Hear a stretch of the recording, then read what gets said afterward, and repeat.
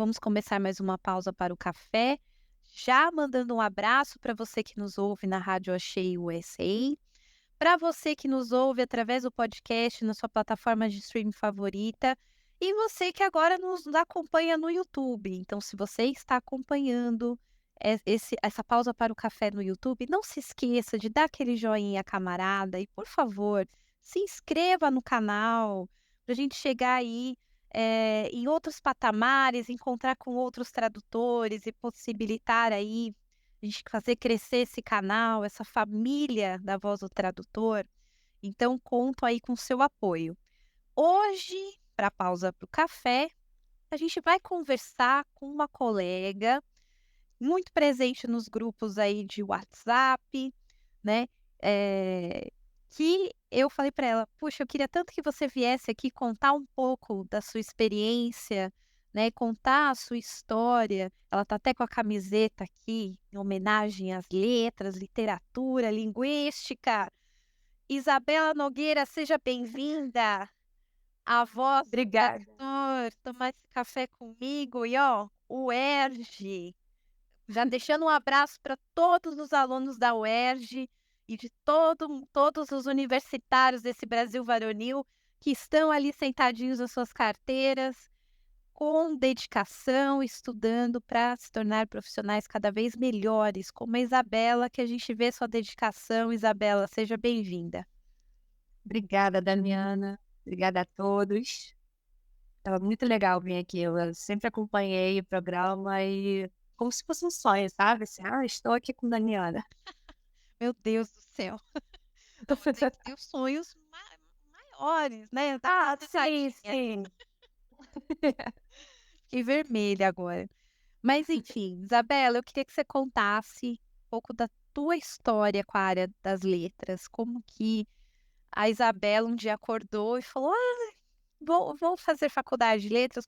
Como que essa paixão por esse universo surgiu na sua vida? Então, eu me formei em jornalismo em 2004 e trabalhei em jornal de bairro, mas assim, não estava me encontrando na área, não estava encontrando espaço, não estava me encaixando. Aí eu cheguei a fazer um período de concursos públicos, não sabia, estava perdida. Até que eu comecei a estudar espanhol, e a partir do espanhol eu fui para pós-graduação de tradução de espanhol, que antigamente era na Gama, agora eu acho que está na Estácio. E aí, quando eu comecei a fazer essa pós, eu me encontrei, fiz muitos contatos lá, tenho amigos até hoje dessa pós, foi em 2008, 2009. Olha, Eu não eu lembro bem fiz de essa anos. pós em São Paulo em 2003, 2004, né. E era um timão, né. Merichel, Almassar, Uhum. professor Então, Jorge, você pegou esses mesmos professores. sim, sim, sim. Foi o pessoal do começo, o Carlos Nogueira. Eh, Aí eu fiz a pós, eu fiz uma amiga, ela é tradutora de espanhol também, só que ela, como é dentista, ela é da área de medicina, a Marisa Zappa, e ela me ajudou a entrar nesse mundo da tradução, começou a me indicar e tal. Eu comecei, inclusive eu conheci a Carol Bruni através da Marise, e aí eu entrei nesse mundo da tradução, comecei a trabalhar, o pessoal começou a me chamar. Mas ó, espera, você fez a pós, que eu vou aproveitar porque você vem de uma outra graduação, que foi o jornalismo, que tem um pouco, Aham. né, eu sei que tem aula de gramática, tem aula textual, mas não é o primeiro foco, né. Aí você foi pra pós. Uma das perguntas que eu mais recebo lá no Instagram é: "Damiana, eu sou formada em outra área, eu tenho condições de acompanhar uma pós-graduação em tradução?". Então, como que foi a jornalista fazer pós em tradução? Como que você levou isso na sua cabeça? No no começo eu fiquei com um pouco de medo por conta disso. Será que eu vou conseguir? Aí eu fiz, na época tinha, eu não sei como tá agora, mas na época tinha uma prova de idiomas, eu fiz, tirei uma nota que eles falaram que eu poderia acompanhar. E aí eu entrei na pós, não, nem todos falavam 100% da aula espanhol, mas eu consegui acompanhar. com vergonha, naquela época eu tinha vergonha de falar, eu trabalhava mais com texto, então, assim, a parte oral a gente fica com vergonha, eu fui perdendo a vergonha, então eu comecei a falar, né, a praticar e tal, me ajudou bastante. Então, assim, foi tranquilo, eu pensei que ia ser difícil, me deu um certo medinho, mas consegui. E eu consegui acompanhar. E aí, no final da pós, a Meritiel e o José Luiz tinham um escritório de tradução, aqui no Rio, esqueci o nome agora do bairro, mas enfim, era um escritório de tradução e eles convidaram alunos. No caso, eles chamaram a Márcia Rios, o Lucas, eu esqueci o nome agora do Lucas, se estiver me ouvindo, beijo, seu sobrenome. Lucas. E aí eles me chamaram também. Então, montamos, né, uma equipe de 3 tradutores para traduzir um material do espanhol para o português. E aí foi um projeto de 1 ano. Foi muito legal. Foi lá no próprio escritório, não foi em casa. E eu aprendi bastante também. E aí, quando acabei a pós-graduação, eu resolvi fazer logo a segunda pós-graduação que eles ofereciam, que era de ensino. E até então eu não tinha cabeça para dar aula, eu não pensava que é só trabalhar com tradução. E aí, quando eu comecei a fazer a pós-ensino, surgiram oportunidades no ensino também. Então, aí eu comecei a ficar mesclada nessa de aulas, dar aulas e trabalhar com tradução. E aí foi outro ensinamento, outra experiência maravilhosa que eu tive, porque aí eu perdi medo de vez de falar em espanhol, né? Você dando aula de espanhol, hoje em dia eu penso mais em espanhol do que em português até, né? Quando você trabalha, você dá aula, você fala o tempo todo, por mais que você esteja no Brasil falando português com as pessoas aqui, mas você trabalha tanto com espanhol, quando você vai produzir, às vezes, um texto, vem às vezes em espanhol. Então, assim, me ajudou bastante. Aí eu trabalhei dando aula de espanhol, inglês e espanhol nesse curso, desde 2014 até o meio desse ano. O Em interessante paralelo. o interessante das aulas é que os alunos fazem cada pergunta absurdamente louca que você tem que parar para estudar e descobrir aquilo. Então, eu acho que o bacana das aulas é que te obriga a estudar, né. Sim, Você tem que estar com a gramática na ponta da língua, porque ele vai querer mas o porquê que é assim, mas por que que acontece dessa forma. E para você explicar, você tem que saber, né, sim. exatamente o que você está fazendo, né. E isso melhorou, assim, absurdamente essa parte do espanhol, a parte da gramática, a parte de texto. Eu acho, assim, hoje em dia, que eu escrevo muito bem espanhol, melhor até que em português. Não que eu escreva mal em português, mas eu considero que a minha escrita melhorou muito no espanhol. Porque a gente tem que ficar o tempo todo e já antecipando as dúvidas, porque depois de tanta pergunta estranha, eu já antecipava algumas coisas para já dar aquela estudada, para poder dar aula.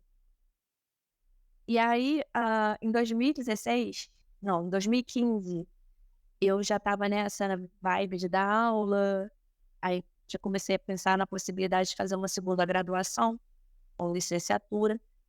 Tentei, assim, como quem não quer nada, né, o vestibular da UERJ e passei, para o segundo semestre de 2016. E aí veio aquela greve, né, logo quando eu ia começar, veio aquela greve, foram os 9 meses de greve, então comecei mesmo em 2017. E foi assim, sabe, as portas se abrem, né, assim, já muda totalmente a cabeça, muita coisa que você pensava de um jeito, você se depara com várias realidades, com várias experiências, com várias histórias, várias vivências, e foi muito boa essa experiência, assim, muito gratificante. Então, que é outra pergunta que eu recebo. "Ah, mas eu tenho a graduação em outra área, para quê? Eu vou fazer outra graduação. Deus me livre, não sei quantos anos lá, começar tudo de novo e tal". Eh, dá para você iniciar na área, né, com a pós, com um curso livre, enfim, mas se manter no mercado, eu vou dar minha opinião e eu queria que você complementasse através da sua experiência. Eu acho que fazer a segunda graduação te traz menos sofrimento, porque você consegue ficar na área e crescer sem estar no banco da universidade. Mas você tem que bater a cabeça com coisas que já existem.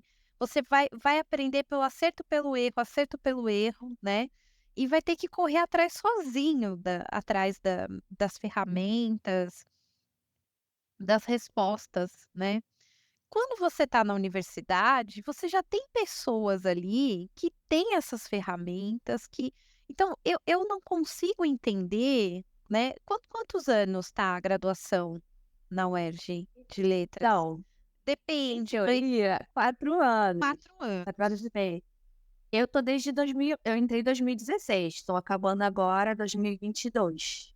Então, assim, mas que também a levando em pandemia consideração também deu uma atrapalhada, né. greves, pandemia, né, a gente teve, assim, uma situação complicada, Mas já mas valeu a é pena. é um caminho que você sai do ponto A e vai para o ponto B, você não fica ali perdido e correndo e qual que essa é a visão que eu tenho, né, mas eu fiz a minha primeira graduação em letras.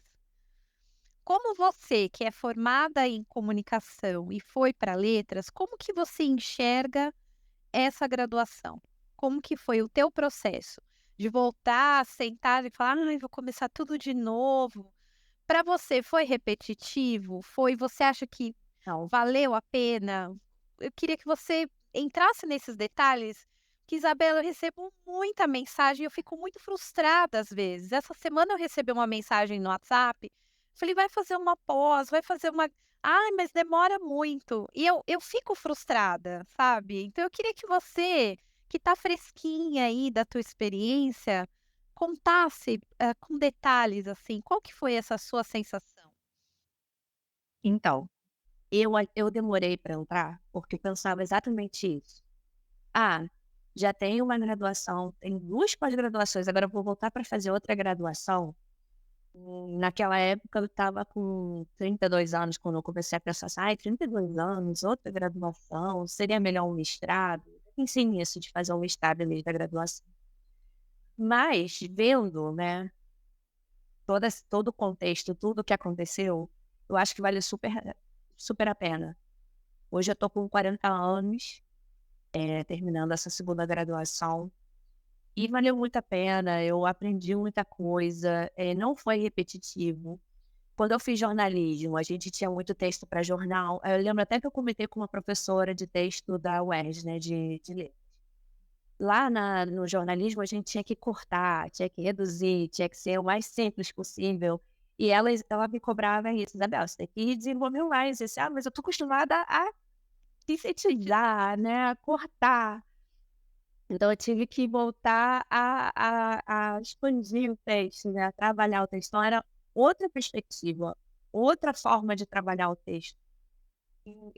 Antes eu pensava: "Poxa, mas eu já tive 7 períodos de português lá na faculdade de jornalismo, vou ter que fazer 8 períodos de português de novo, vou ter que ver tudo de novo". Não, Não tem dá para nada. eliminar essa matéria, né. É. Eu pensei, eu pedia: "Pô, não posso". Eu nem pude cortar nenhuma matéria, porque eu disse, né, eu me formei em 2004, são 10 anos. Como eu entrei em 2016, já tinha mais de 10 anos da minha primeira graduação, então não pude cortar nada. Até vi, e da pós-graduação não pude cortar também, não pude cortar nada. Então eu fiz todas as matérias que eu tinha que fazer, eu fiz. E foi muito bom, desde o português 1 ao português 8. Sim, foi muito gratificante, porque tinha coisas que eu não lembrava, coisas que são tão automáticas, né, você estuda lá e você não para pra pensar naquilo de novo. E, nossa, e aí fazendo essa comparação, porque eu fiz, português e espanhol. Então foram 8 períodos de português, 8 períodos de espanhol. Além disso, lá na UERJ, pelo menos, temos matérias como cultura, cultura portuguesa, cultura brasileira e cultura hispânica. Então, assim, pontos de vista históricos, porque aqui eu estava até conversando com o pessoal de português, a gente não estuda a história do nosso entorno, ou seja, aqui da América. Eu, pelo menos na minha época de escola, a gente estudava Estados Unidos, Guerra da Secessão, ali a Europa, né, aquela guerra da França, Portugal, mas como aconteceu aqui a colonização dos países latinos, como foi, né, essa libertação, tudo, a gente não estuda. E aí muita coisa, a gente debatia muita coisa interessante, a questão do decolonialismo também, que eu nunca tinha parado para pensar. Aí já a gente vai mudando, né, a gente vai abrindo os olhos para questões que a gente estava tão acostumado a pensar e é mesmo. Porque aqui a gente fala, eu lembro do professor falando de nortear. Por que nortear? Por que o norte e não o sul, né? E aí vai fazendo uma desconstrução, vai mudando, sabe? Eu acho muito importante. Eu não me arrependo nem por um dia de ter feito essa segunda graduação. A gente tem um muro com os países vizinhos, assim, é um muro linguístico, mas ao mesmo tempo que nós temos uma cultura muito parecida, essa cultura da América do Sul, né, eu adoro viajar nos países vizinhos aqui, porque eu me sinto em casa. Eu falo que a gente tem os pratos são, assim, parecidos, a forma de pensar, esse carinho, né, todo mundo muito carinhoso, de querer trocar, compartilhar, é a mesma coisa. Só que existe um muro que nos separa, assim, parece que nós somos educados a pensar que, o Brasil tá aqui, o resto é outro planeta, né, e são nossos países vizinhos, né, Isabela. Inclusive, teve uma aula de conversação que a gente estava falando sobre cultura hispânica. E aí eu fiz perguntas, por exemplo, se tem cantores hispânico não, da América Latina. Aí tentando lembrar da a Shakira e tal, não sei o quê. Aí uma aluna falou um cantor brasileiro, falou Djavan, eu acho. Aí o outro aluno: "Mas é brasileiro", assim: "Ai, o Brasil tá onde?" Porque não enxergam o Brasil como fazendo parte da América Latina. Mesma coisa, falem de países da América Latina. Falavam vários, menos o Brasil. É uma coisa Então, que cresceu dentro da gente, assim, e você tem toda a razão. Eu na escola, assim, não estudei nada da história da América Latina, que eu fui conhecer depois que eu comecei a estudar espanhol e depois que eu comecei a viajar. Que aí a gente começa a entender, né, que a gente não estudou a história dos países vizinhos. E é impossível você falar de texto, eh, e deixar tudo isso de fora, porque é o cenário ali, né, o contexto em que esse texto foi dito, foi escrito. Então como que você vai entender, né, um discurso sem saber o que está por trás dele, né? Aliás, gente, ó, o tradutor ama essa palavra contexto, né, você que é iniciante vai fazer pergunta nos grupos. Eu sei que às vezes sexta, por favor. vocês devem xingar os veteranos, entendeu? "Ai, fica pedindo contexto", porque a palavra varia de acordo com o contexto, gente, desculpa, a gente já tá calejado, entendeu? Tenha paciência com a gente que tá mais velho na área, porque a gente já sabe que as palavras mudam de sentido conforme o contexto, e aí a gente não consegue ajudar vocês, né? Isso também é muito estudado dentro da linguística, né. Como que foi para você? Porque eu sei que no jornalismo vocês têm uma base, né, de Manguenot e tal, né, linguística dentro da comunicação, mas como é que foi sentar lá, estudar desde o Saussure até os dias de hoje, linguística aplicada, que o pessoal: "Ai, é chato", né. Mas hoje na tradução são ferramentas essenciais, né. Como é que foi para você esse impacto no início? Foi: "Ai, para que que eu vou Então usar isso?" Você passou por essa fase? Como é que foi? então, em jornalismo eu tive só 2 períodos de linguística, inclusive o professor que me deu aula de jornalismo em linguística lá na faixa, é uma faculdade particular aqui no Rio, foi meu professor agora da UERJ de português. Jura? Vocês se Sim, reencontraram? sim, o André Valente. foi meu professor na faixa de linguística e agora foi de português. A gente se encontrou, falei com ele: professor, fui sua aluna". Ele: "Ai, que maravilha, como é bom reencontrar ex-alunos e tal", a gente conversou pra caramba. Mas assim, a linguística em letras é diferente, né, da linguística que eu vi em jornalismo. Primeiro que é voltada a UERJ tem uma história de educação, né, de ensino. Então é voltado muitas coisas ali na UERJ são voltadas para o ensino.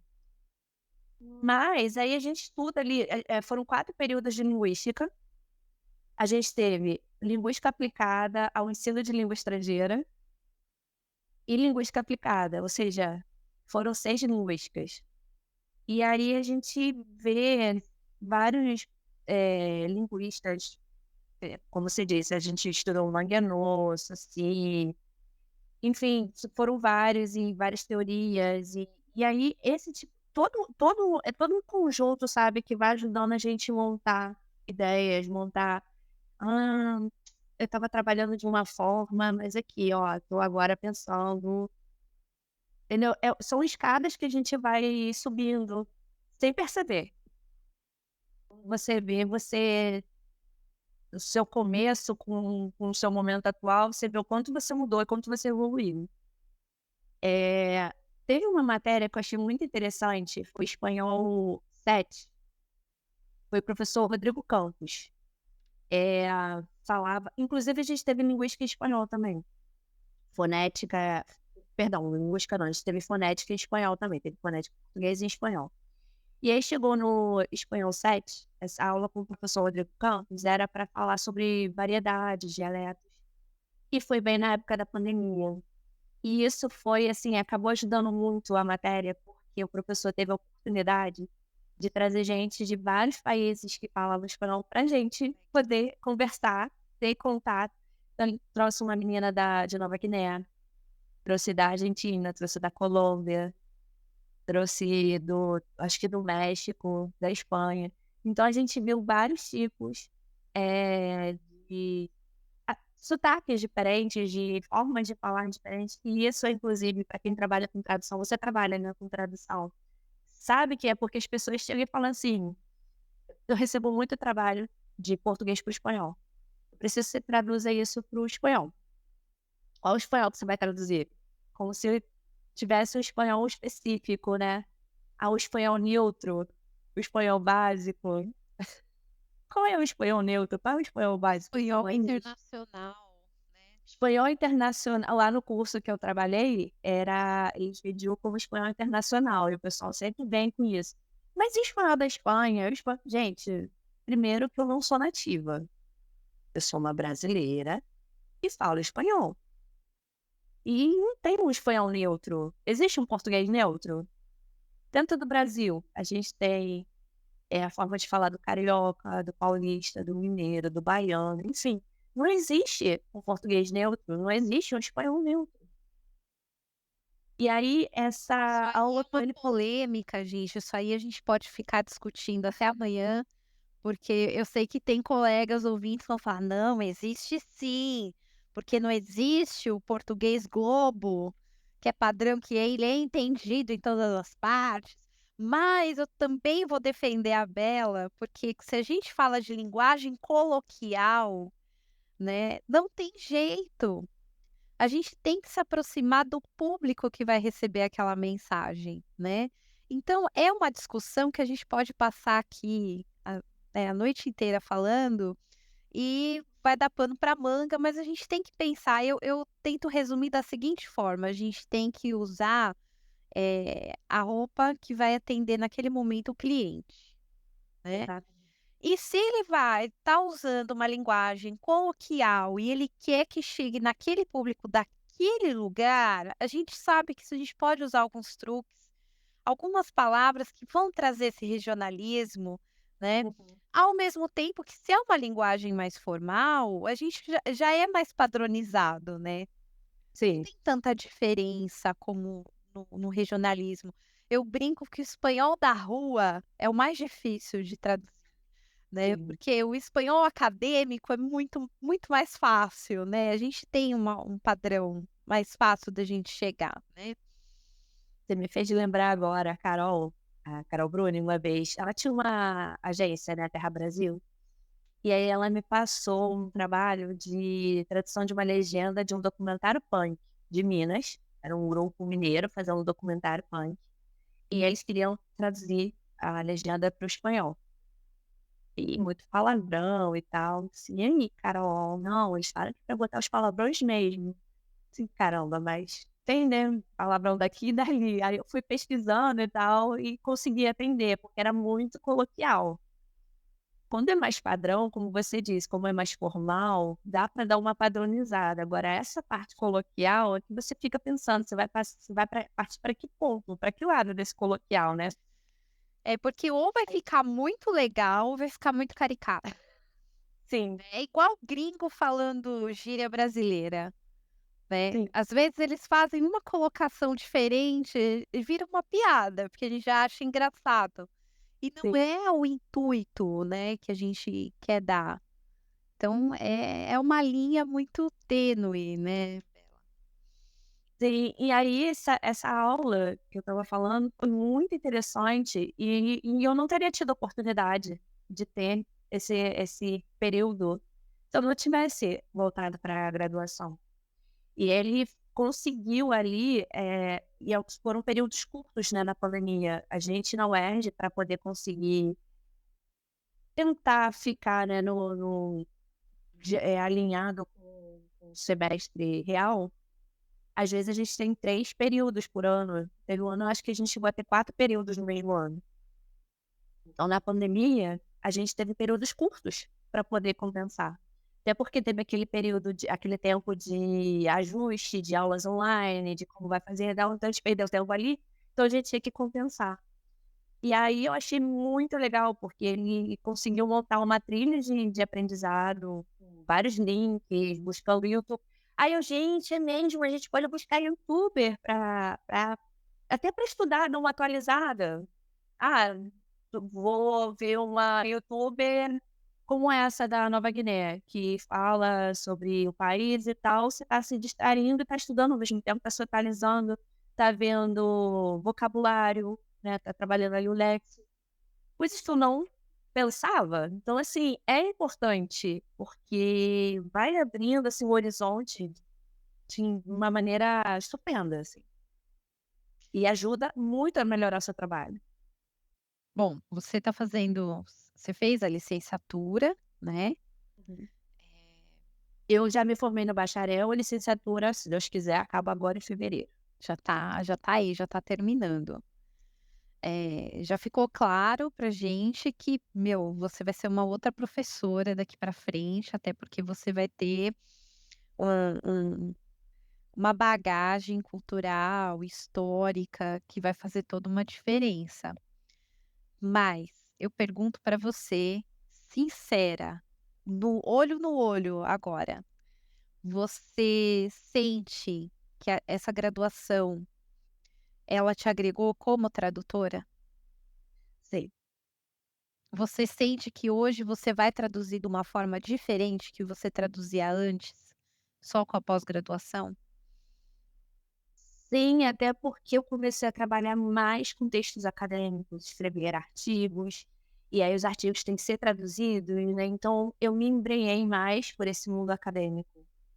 Antes eu trabalhava muito com texto de medicina, então eu já estava entranhado texto de medicina.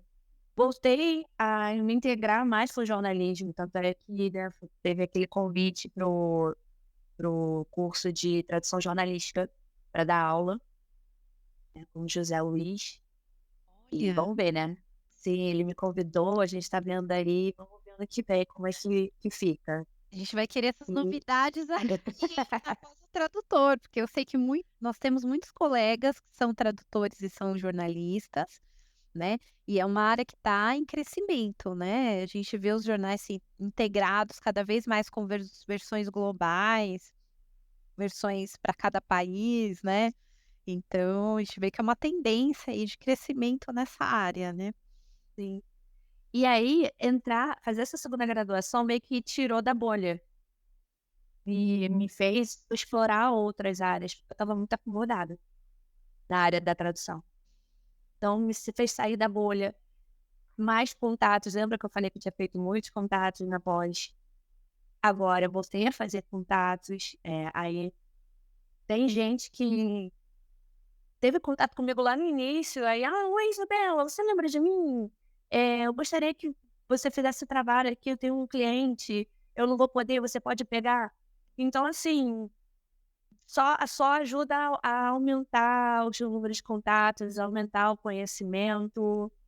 E eu ainda agora, acabando a pós, já estou vendo o mestrado, não vou parar. Eu tô doida para fazer mestrado também. Tô tentando organizar a minha vida para o mestrado. E aí eu também recebo um monte de: "Ai, você é louca, vai fazer mestrado, sai fora, não sei para quê", né, Tá então cansada não? não, eu, assim, minha intenção, eu já falei isso aqui várias vezes, quem é ouvinte velho já dá risada, fala: "Ai, Damiana falar isso de novo", mas eu quero ser aquela velhinha de 90 anos dentro da faculdade. Pra mim o aprendizado ele é prazeroso, e me faz me sentir um ser humano melhor, eu sinto que eu vou me lapidando, né. Mas para você, por que que você pensa em fazer o mestrado? Eu não inclusive eu tive outras experiências, né, na UERJ tive 2 bolsas. A bolsa de iniciação científica, a professora Ângela Marina maravilhosa, a gente fez uma pesquisa, sobre como a mulher foi retratada ao longo dos séculos no dicionário da Real Academia. Então, Tá a online? RAI Tá tá, online eu essa botei pesquisa? o Depois você manda o linkzinho. link pra gente. Sim, a gente criou inclusive um site com informações, com informações extras que não cabiam nos artigos que a gente escreveu, como se fosse uma espécie de complementação. Então, ó, ouvinte, depois lá na descrição do programa eu vou deixar esses links para vocês, tá? Que eu acho que é legal, eu quero ler, achei super interessante o tema. Sim, e assim, a gente vê inclusive muito machismo estrutural já presente. Assim, você estudar o dicionário é você estudar a história. Sim. E ali a gente estudou o primeiro dicionário, 1780, da RAI, e já tinha dicionário, né, desde 1504, lá o primeiro, na verdade, era anglo-saxão, mas enfim, a gente estudou todos esses dicionários e o bom da RAI, apesar de ter muitas ressalvas, poder fazer muitas ressalvas, o bom da RAI é que eles disponibilizam, eles deixam acessível o material, algo que eu sinto falta em português. Então eu pude fazer todo esse estudo aqui da minha casa. Querida Academia Brasileira de Letras, dei uma checada no site da Real Academia Espanhola, porque Sim, tem muito material digitalizado, tem os dicionários históricos que ajudam muito a gente a fazer tradução histórica, né, sim. por sinal. Sim, aqueles ali são meus velhos conhecidos, eles inclusive têm fichas catalográficas explicando por que veio. Então assim, aquela parte toda eu estudei ali para essa pesquisa, a gente escreveu artigos, fez esse site, esse blog, e também tive a bolsa, estou acabando agora, a bolsa do ICOM, que é um curso, ele oferece cursos de idiomas para a comunidade, ou seja, para cada comunidade da UERJ e para o entorno. E aí eu dei aula de espanhol nesse curso, mas Legal. tem outros idiomas também, italiano, francês, japonês, enfim. E aí foram experiências boas. Primeiro que esse mundo eu via como algo distante, esse mundo de pesquisa, porque quando você pensa em estudar letras, geralmente o quê? Para dar aula. As pessoas pensam: "Ah, se der, eu vou trabalhar com tradução". Pesquisa então é algo que parece mais longínquo. Distante. E eu tive essa oportunidade de fazer parte dessa bolsa, e inclusive a bolsa já acabou, a professora Ângela se aposentou, mas a gente continua em contato e sempre que tá bem difícil por causa de tempo, mas a gente continua em off, né, a pesquisa, querendo escrever mais artigos. E eu pretendo levar essa pesquisa para o meu mestrado, eu quero continuar. Mas aí, vai ser em português, né, porque ainda não tem mestrado em espanhol na UERJ, então eu devo levar essa pesquisa para o português, fazendo um link com os professores de espanhol. Aí vai ser português e espanhol. E continuar, porque eu me apaixonei por esse mundo de estudar o dicionário, né, que é outra coisa. Quando você pensa em dicionário, você pensa: "Ah, só para ver o significado ou como escreve direito, né, a ortografia da palavra". E tem muito mais, né. Pode te ajudar numa tradução, pode te ajudar a entender história. Você ali nas entrelinhas, você vê muita coisa e acompanhando, como nesse caso a gente faz esse estudo histórico, acompanhar a mudança é muito interessante, eu quero trazer isso para o português também. E eu quero continuar tendo contato, eu quero continuar estudando, eu quero continuar aprendendo, porque eu acho que, assim, meu pai, ele teve câncer e ele morreu em 2011, mas até ele não aguentar mais, ele ficava estudando, ele se aposentou por causa da doença, ele é pediatra do Andaraí, e ele ficava um livrão de medicina pesado, ele ficava com um livro lá no o pessoal até falava: "Mas você não está mais trabalhando, você está doente, você está aposentado", mas ele estava ali, pedia para eu imprimir para ele artigos novos no Ministério da Saúde, ele lia. E é isso, se você para de estudar, fica parado no tempo, né, você tem que estar sempre se atualizando, procurando novas formas de trabalho, novas, novas formas de montar um texto, estratégias de texto, e eu não pretendo parar. Indo agora para a questão da tradução, que eu também vejo muita gente assim: "Ah, eu fiz a pós e não aconteceu nada na minha vida, eu não estou trabalhando na área. Ah, eu fiz a graduação, e aí eu terminei, estou com o diploma na mão e nada", né. Qual que é a tua opinião sobre isso? Por que tá o que está acontecendo? O que está faltando para esse colega que terminou a faculdade, está com o diploma na mão ali e não sabe o que fazer para conseguir os seus primeiros trabalhos? Eu sinto muito que existe uma ilusão, porque eu confesso que eu também já fui assim, de eu quando jovem eu planejei minha vida até a faculdade, né. Aí e depois da faculdade a gente vê, aí eu vou estar com diploma, as coisas vão acontecer, a gente tinha uma ideia assim, né. Mas não basta só sair com o diploma, sentar na sala e ficar esperando, né, Isabela. A gente tem que aprender a fazer networking, aprender a criar e eu acho eu não sei, eu queria que você falasse sobre isso. Eu, às vezes, acho que o maior erro é esperar se formar para começar a criar a sua rede. Eu queria que você falasse um pouco sobre isso, o que que você fez, porque você falou que na pós você já saiu com contatos, já saiu com indicações de trabalho até dos seus professores, né.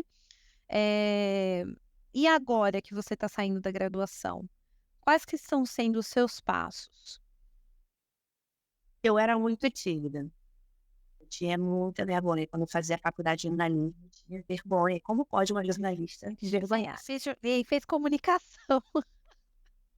Sim, falar em público, ó meu Deus. E aí, quando eu fiz a pós, eu fui perdendo a vergonha e fui fazendo amizade, fui fazendo contato, trocando informações. Na pós, por exemplo, eu fui meio que como a representante do grupo, eu tive a iniciativa de montar o grupo com todos os alunos e postava informações, aí as pessoas me procuravam para perguntar as coisas. Então virou meio que um ponto de referência do grupo, e aí é fácil lembrar seu nome depois.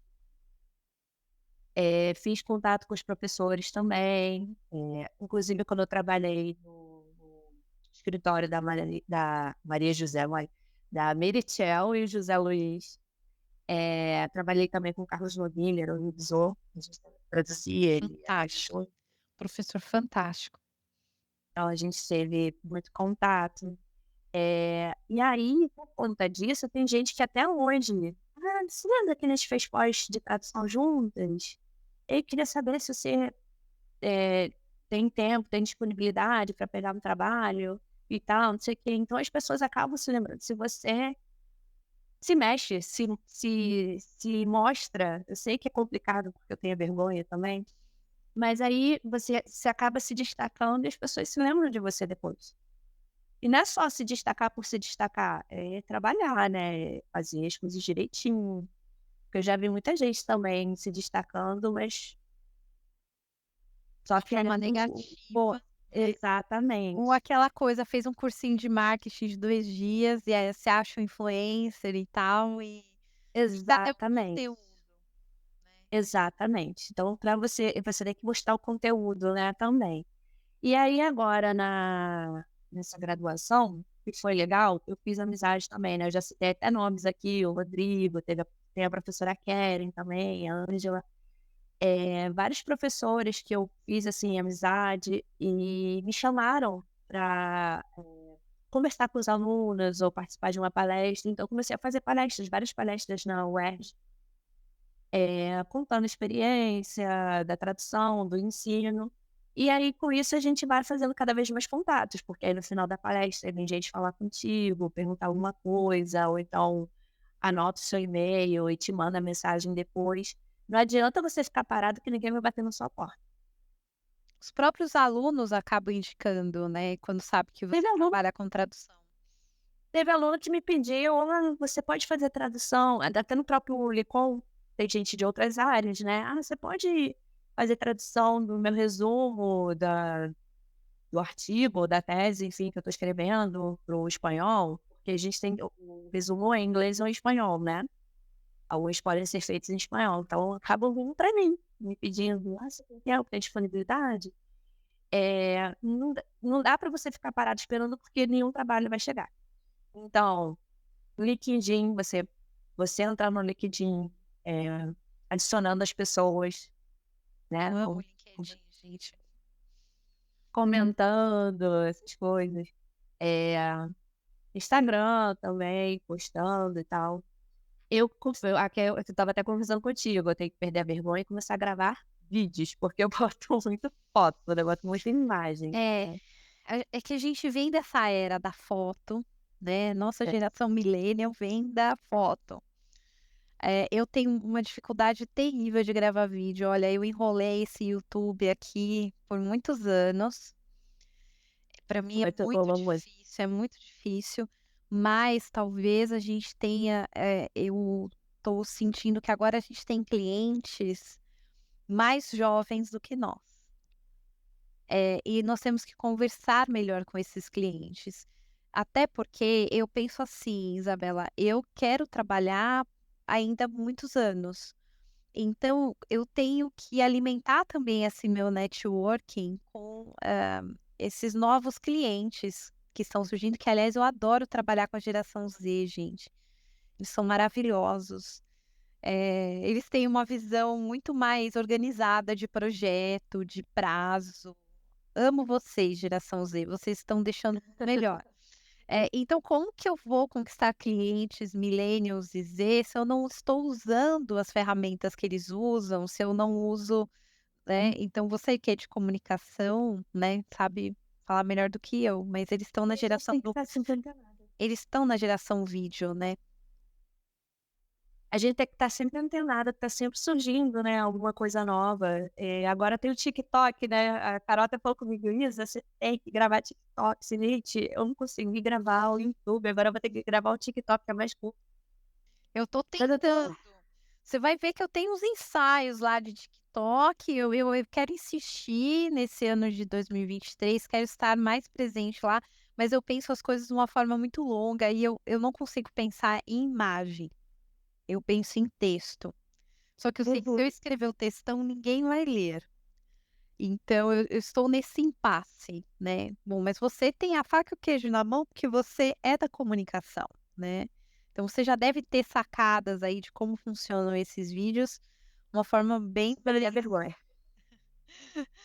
bem mais É. interessante, né, do que E no começo, lá, né, quando eu comecei a pós, eu mandava também muito e-mail para agências pedindo teste de tradução. Então, eu fiz muito teste de tradução, na época eu consegui também muitos clientes. Hoje em dia eu já nem sei mais se isso rola, eu vejo rola. porque Rola e a agora agência de tradução aceita currículo de iniciante, hein. Para eles, se faz um bom teste, eles não querem saber. Né, eles querem um bom teste. Eles querem ver que a pessoa se preocupa com uma boa tradução. E aí aquilo que eu tinha dito, né, o trabalho não vai bater na sua porta, vai quando você já tiver feito seu network e já tiver sendo um pouco conhecido na área, né. Hoje em dia eu recebo os trabalhos que eu recebo são por indicação. Alguém me indicou, ou eu já recebi também por blog. Tem aqui o blog, né, que É, fala sobre espanhol, 22 tons latinos, e eu recebo e-mails de gente perguntando se eu posso dar aula, se eu faço tradução. Então, assim, você tem que ter uma vitrine, não adianta. Como é que a pessoa vai saber que você faz um bom trabalho se você não tem o que mostrar? isso é verdade. Agora, pra gente ir caminhando aqui, eu queria que você contasse um trabalho de tradução que te marcou de alguma forma. Tem algum trabalho que para você foi inesquecível a experiência de ter feito? Olha, que me mudou muito, assim, mudou não, mas que me marcou muito, que foi aquele que eu falei do escritório da Merichel e do José Luiz, porque me pareceu assim, estou entrando oficialmente no mundo da tradução. E foi um ano, assim, de muita troca de experiência. Foi a única vez que eu trabalhei, in-house, eh, e ali direto, né, os tradutores ali no mesmo espaço. A gente usou o Word Reference, o WordFest. WordPress, graças. A gente usava o WordPress, e aí os computadores eram interconectados, e foi, assim, uma experiência muito legal. Eh, Esse me marcou bastante, apesar de ter sido há muito tempo, porque foi isso, foi assim, agora sou tradutora. Apesar de já ter feito trabalhos anteriores, é como se fosse, assim, um divisor de águas assim, agora eu sou tradutora oficialmente. Legal. Eh, e também um que eu achei, assim, foi o primeiro livro que eu traduzi, veio meu nome, assim, na capa, na folha de rosto, né, com o meu nome, tá bem, como tradutora. Eu trabalhei numa editora, Alta Books, que traduzia aqueles livros for dummies. Hum. Aí eu traduzi Yoga para Leigos, também traduzi outros 2 livros. E aí, veio, sabe, quando você vê ali tradutora e o seu nome, Bate é uma muito legal. emoçãozinha, né. Sim, sim. E você Aí trabalhou com tradução na área médica. Tradução na área médica também eu acho que, dependendo do tema, é marcante, né. olha, cada coisa.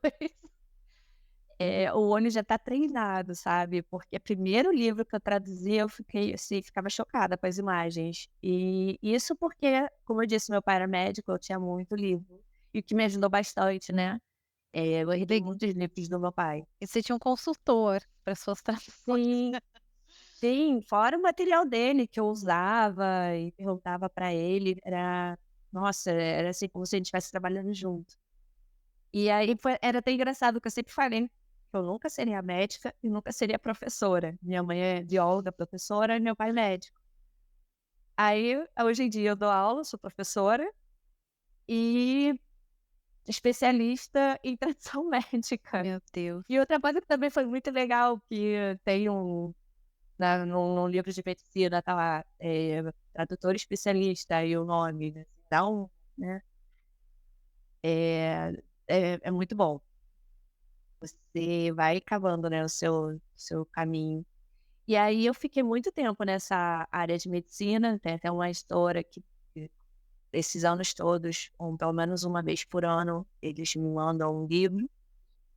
E aí eu já treinei, como eu disse, eu treinei o olho, porque tem umas imagens ali que, nossa, por que, né? Aí o olho já tá. E pior que tem texto na imagem que você tem que traduzir. Nós Mas eu somos já muito de consegui. humanas, né, para lidar com essas coisas às vezes. Olha, e pior que você fica hipocondríaco. Quando meu pai estava com câncer, eu traduzi material de câncer do Inca. Aí, quando eu estava grávida, veio um livro dessa editora de doenças neonatais. E aí, Meu Deus. eu fiz até aquilo. Aí teve um que eu traduzi que era de doenças de pele, aí pareceu uma pintinha, você já estava imaginando alguma coisa, né, de alguma daquelas doenças. Traduzi também de cirurgias abdominais, aí tinha aquelas fotos e tal, mas agora o meu olho já tá treinado, vai só no texto, a imagem entra na minha cabeça. E aí agora eu tô expandindo, né, tô voltando para minha área, para as minhas raízes do jornalismo, eh, por conta dessa vida acadêmica, tô traduzindo também muita coisa, muitos textos acadêmicos, e aí vai.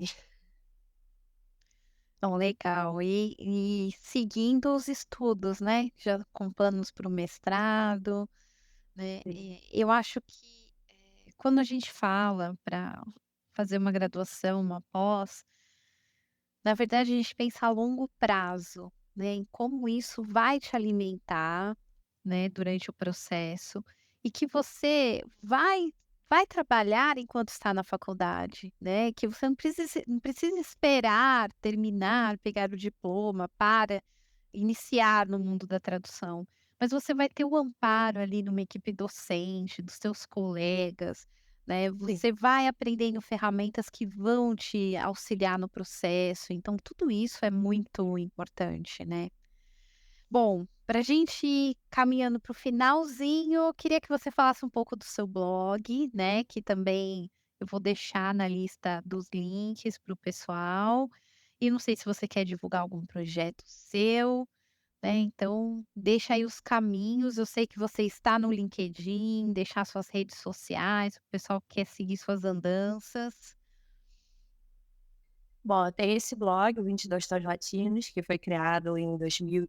Sou péssima com datas, mas acho que foi ali 2012, 2013. Eh, a princípio foi um projeto para essa pós de ensino, que era de novas tecnologias no ensino, da língua espanhola. E aí eu criei esse blog para escrever a minha monografia, né, como um objeto de estudo. E ficou até hoje, então nele eu boto dicas de espanhol, pontos gramaticais, léxico, tem várias coisas, história da língua, tudo eu vou comentando, inclusive coisas que eu fui vendo ao longo da faculdade, dava aquela luzinha e eu escrevia no blog. E aí tem a página no Instagram, o Instagram tem a pessoal, tem a do blog e tem a profissional de tradução. Então tem a página do 22 Tons Latinos e a minha pessoal Isabela Nogueira Tradutora. Eu tô no LinkedIn também, como Isabela Nogueira. E projeto, então, tem os projetos Dá aí, para dar né, um spoiler? É possível dar um spoiler? tem o curso Quixote com o José Luiz, que me convidou para dar aula de tradução jornalística, e a gente está aí combinando, acertando, né, os ponteiros para ver como que a gente vai ficar em 2023, abrir, né, turmas e tal. E tem um projeto também na UERJ que eu estou esperando, para tradução de iniciantes. A gente já passou o projeto para o setor responsável e está esperando, né, eles autorizarem, enfim, vamos ver. Se tudo der certo, estarei dando aula de tradução para iniciantes na UERJ e tradução jornalística no Quixote. Legal. Então, por favor, quando tiver as inscrições abertas, eu peço que você volte aqui para, né, a gente dar nas notícias, né, pessoal, tenho certeza que muita gente já ficou interessada, né, nossa, vai ter curso para iniciante na UERJ e tal. Então, acho que todo mundo vai querer acompanhar. Então, por favor, depois você venha ser a nossa repórter e trazer essas notícias em primeira mão para o pessoal. E eu queria te agradecer por você ter tirado um pouquinho do seu tempo, ter vindo aqui contar a sua experiência linda, né, com o teu curso de letras. Também deixar um abraço aí para os professores da Estácio, né, que foram nossos professores e que, eh tem feito história aí na formação dos colegas na tradução, tem colocado muita gente no mercado, como nos colocou, né, Isabela. E, assim, professores da UERJ, tá, eu já estou com o contato de vocês, a gente vai adorar também trazê-los aqui para a gente conversar. Vocês, professores das universidades que têm curso em tradução, queremos vocês aqui na Voz do Tradutor. A história de vocês é importante, vocês trabalham na formação dos profissionais que estão chegando no mercado agora. É importante a gente registrar essa história e também quebrar alguns paradigmas, né? Entender que a formação não é perder tempo, pelo contrário, você está criando uma base mais sólida para sua carreira, certo, Isabela? Falei certo. Isso. Eu gostaria também de agradecer a Daniela pela oportunidade, né, de divulgar, a UERJ ali, o curso, não só na UERJ, mas é muito importante, ter fazer a graduação ou então a pós-graduação, mestrado na área. Eu vejo muita gente que: "Ah, vou fazer um bico, enquanto eu não estou trabalhando, eu estou precisando de um rendimento extra, eu vou fazer um bico, eu sei falar inglês, eu sei falar espanhol, vou ganhar um dinheirinho extra", e não é bico gente, é profissão, é minha profissão, é a nossa profissão. E até vai conseguir no início, mas não dura. A gente que já está mais, né? Você está na área desde quando? 2009. 2009. Eu estou desde 2003, 2004. Não dura, gente. A gente vê que, sabe, aquela coisa muito superficial, que não vai para frente, você não tem as ferramentas suficientes para se desenvolver, ou vai quebrar muito a cabeça para obter essas ferramentas que você obteria facilmente fazendo um curso formal. Então, acho que a gente tem que começar a entender que o curso ele vai trazer ferramentas, ele vai somar. Ele é um meio, é uma escada rolante que vai te levar para um nível, né, de uma forma suave, porque você vai estar sendo acompanhado ali por pessoas que já percorreram esse caminho. E você está falando ferramenta, e tem gente que pensa na ferramenta de tradução, né, SketchUp. Não exatamente isso, você vai aprender ali a construir o texto, a pensar o texto, a interpretar, né. Ferramentas linguísticas, né, propriamente ditas. "Ah, é só você me ensinar a usar um Trados da vida", não gente, não é isso. Não, porque quem vai fazer as escolhas das melhores palavras não é o Trados, né, é o tradutor. Exatamente, exatamente.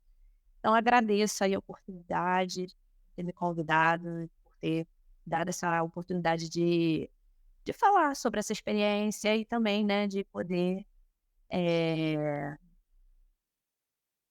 me projetar aqui também, né. Ah, com certeza. E ó, adicione a Isabela no LinkedIn e põe lá uma mensagem: "Oi, Isabela, eu te ouvi na Voz do Tradutor", para ela saber, né, que são pessoas reais que estão adicionando ela, né. Eu falo que é sempre de bom tom, quando tiver adicionar alguém nas redes sociais, coloca onde vocês conheceram a pessoa, isso é muito legal, né. Então, por favor, aproveitem que, né, Isabela, você vai aceitar todos os amigos que colocarem lá, Sim, ou te ouvi na Voz do Tradutor, né, no tem LinkedIn. dúvidas sobre, como fazer o curso, mais informações, né.